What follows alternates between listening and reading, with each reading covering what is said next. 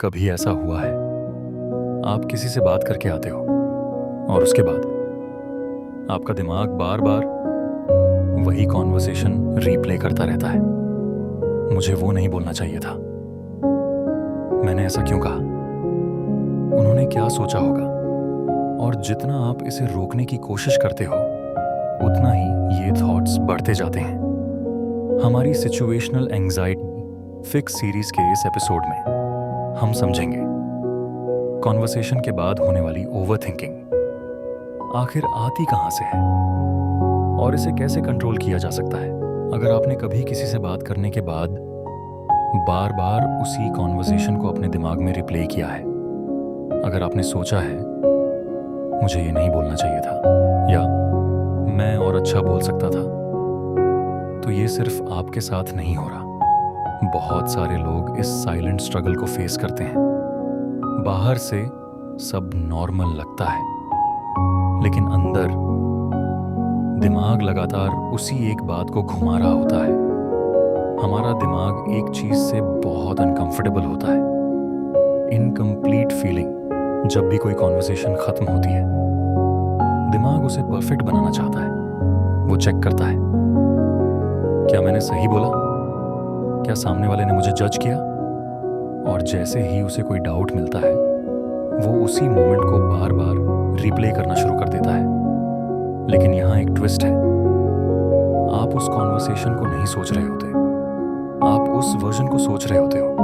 Overthinking का असली reason conversation नहीं है, असली रीजन है आपका खुद को जज करना।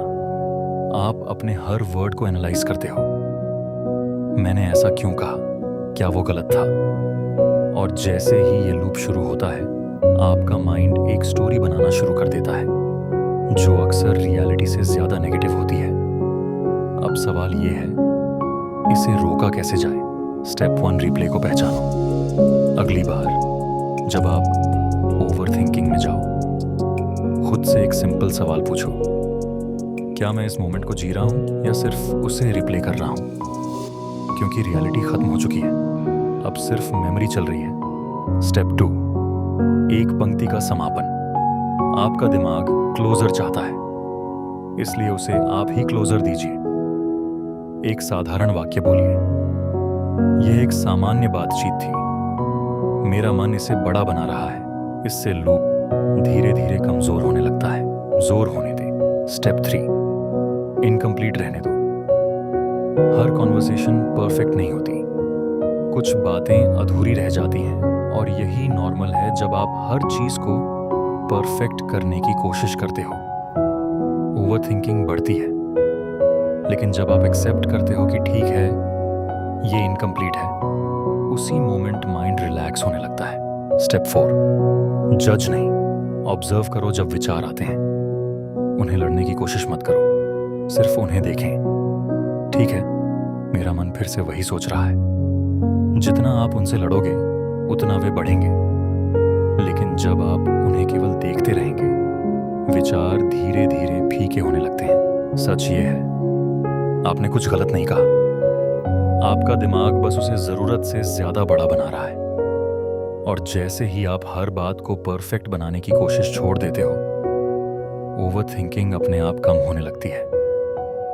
शांति तब नहीं आती जब सब परफेक्ट हो, शांति तब आती है जब आप इम्परफेक्शन को एक्सेप्ट करना सीख जाते हो।